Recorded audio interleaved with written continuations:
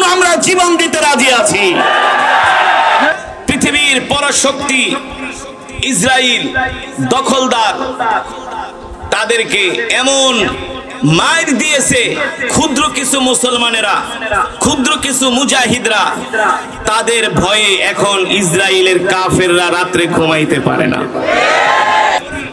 আমি নিজে বলি না, আল্লাহ নিজে বলছেন, কাম মিন ফিয়াতিন কলিলাতিন গলাবাত ফিয়াতান কাসীরাতান বিইذنিল্লাহ আল্লাহু মাআস সাবিরিন। নবী বলে দেন, আমি আল্লাহ যদি চাই ক্ষুদ্র দলকে বৃহত্তর দলের উপরে আমি আল্লাহ বিজয় দিতে পারি, ঠিক কিনা বলেন, যদি তারা ধৈর্যশীল হয়।